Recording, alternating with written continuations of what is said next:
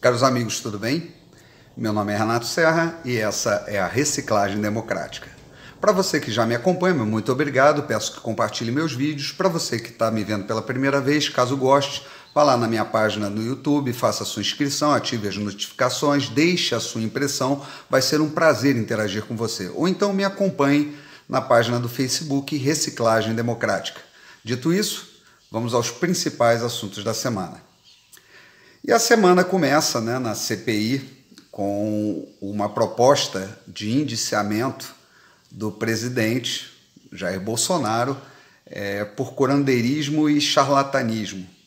Bom, é patético ver isso na CPI, afinal de contas, antigamente a CPI era instituída exatamente para investigar desvio de recursos, e não achando nenhum desvio de recurso, ficaram aí nessa pseudo-corrupção de um contrato que não aconteceu, não estão investigando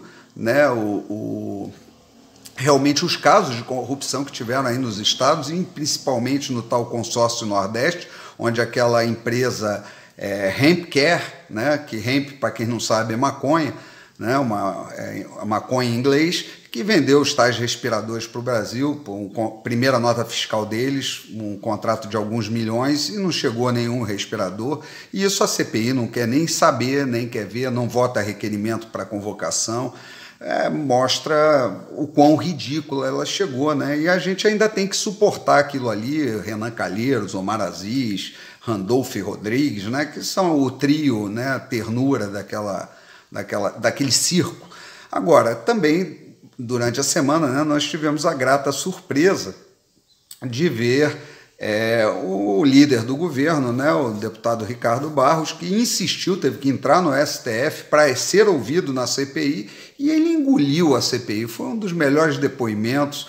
A gente viu ali como é fácil você destruir a credibilidade de pessoas boas, pessoas sérias, mas quando elas vêm também para falar e têm a consciência tranquila e as provas na mão, ele foi lá, apresentou as provas, levou vídeos, tiveram que engoli-lo, E em um momento ele falou uma coisa que pode ser sim, deve ser questionado, que é uma grande verdade, que talvez os laboratórios estejam se afastando do Brasil para essa venda devido à problemática política. E isso aconteceu com 2 vacinas que, dentro desse processo da CPI, tiraram os seus representantes locais, que é uma questão obrigatória por lei, não é intermediário, é uma representação legal no país, e não nomearam outros representantes das suas vacinas. Isso diz muito, na minha opinião, do que está acontecendo dentro desse processo político predatório. Essa semana também nós tivemos lá, falando em política,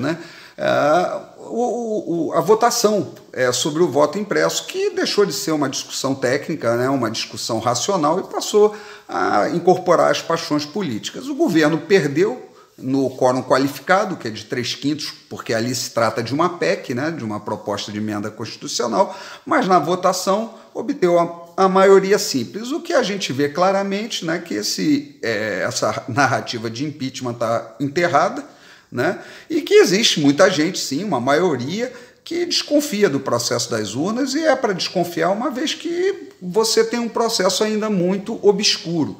E o presidente, do jeito dele, meio atabalhoado às vezes, até difícil assim de você acompanhar, mas eu acompanho, ele fala, ele coloca lá os pontos que fazem a gente questionar realmente.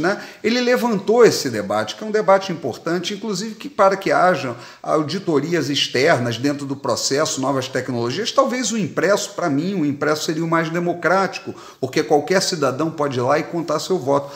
Mas podem ser outros sistemas de auditoria eletrônica, afinal de contas nós fazemos operações bancárias aí hora e outra, dia e noite, tem outros processos que são feitos na internet que tem toda a segurança, mas eles são auditados externamente. Um banco não faz operação sem que o Banco Central esteja coligado ao seu sistema, ligado ao seu sistema, e o banco também ele faz auditorias externas, contrata empresas externas para auditar o seu processo.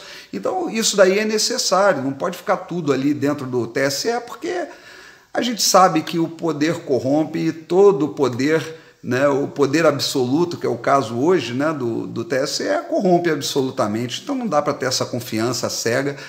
A gente não pode ter uma questão de fé dentro do Estado brasileiro. Né? Não, nós confiamos porque nós temos fé no sistema. Isso está completamente errado. Agora, eu fico impressionado, né, com essa cassação que começou a haver da opinião diversa. Né? É impressionante. Né, grupos de mídia que têm conteúdo mais conservador, grupos maiores, inclusive, que promovem um debate mais plural. Agora foi feita a pedido de prisão do ex-deputado, presidente do PTB, o Roberto Jefferson, né? Ele foi, o Alexandre de Moraes, acatando um pedido da Polícia Federal. Veja bem, um inquérito que é um inquérito que investiga as milícias digitais. Olha só a que ponto a gente chegou para criar, vamos dizer assim, uma narrativa para se perseguir a opinião diversa. Eu acho que a opinião, muitas dessas pessoas, quando falam, me incomodam um pouco, mas eu gosto de ouvi-las porque elas provocam uma reação, um questionamento, né, uma reflexão. A gente deve estar aberto a ouvir, né, até a opinião contrária, principalmente a opinião contrária, até para ver se você extrai alguma coisa que possa ser útil na formação da sua opinião. Mas não é isso que está acontecendo. O que está acontecendo eu classifico assim como um neomarcatismo reverso. Como eu vou explicar isso? Né? Andrew McCarthy, né, que era aquele senador da década de 60 lá nos Estados Unidos, que promoveu uma verdadeira perseguição às bruxas, né, na época do comunismo, da Guerra Fria, né, contra os comunistas nos Estados Unidos, e perseguiu muita gente que não tinha nada a ver com isso. E, bom, o que está acontecendo aqui no Brasil é algo bem similar, só que em cima dos conservadores, em cima dos liberais e tal. A opinião diversa está sendo perseguida, pessoas estão sendo presas. Né, você vê o Supremo Tribunal Federal virou um poder absoluto, né, de condução do que eles acham que você deve ou não pensar, o que você deve ou não falar. Agora, eu acho importante uma coisa, vocês terem consciência. Se um presidente da República não pode falar aquilo que ele pensa, imagina você, cidadão comum. Né? Imagina quem tem que se expressar. Se um presidente de partido, se um parlamentar não pode vir e falar o que pensa, quando que a gente vai ter liberdade? Eles estão caçando a nossa liberdade lentamente. É lógico que eu não preciso concordar, inclusive se as pessoas ofendem umas às outras ali nas redes sociais com palavras indevidas, vão contra a honra do outro. É lógico que existem os instrumentos da própria democracia que você pode acionar através da justiça, as reparações, né? Calúnia, difamação, mas não é isso que está acontecendo.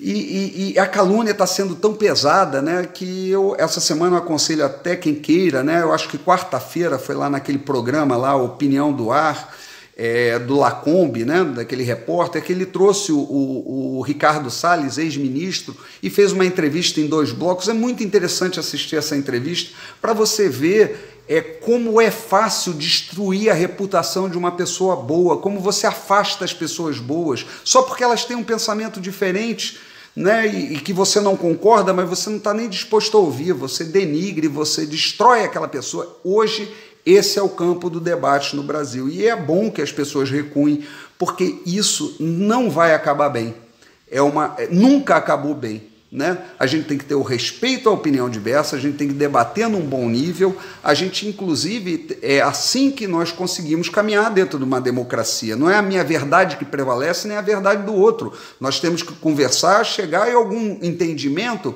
para que nós possamos caminhar para frente. Né? Nem tudo é o ideal, o mundo tem vários problemas, é uma questão complexa, mas a gente tem que estar aberto ao diálogo. E é isso que está se cerceando, e hoje o poder que está promovendo essa caça à democracia e às liberdades se chama Supremo Tribunal Federal. O maior risco à democracia hoje parte do órgão que deveria ser o guardião da Constituição e das leis. Bom, gente, o clima está tenso, vai continuar tenso, mas eu espero que as coisas voltem, né, a um patamar de pelo menos, de razoabilidade, né, e de diálogo que a gente possa prosseguir nessa democracia sem maiores turbulências. Bom, era isso que eu tinha para dizer para vocês. Um grande abraço e até a próxima.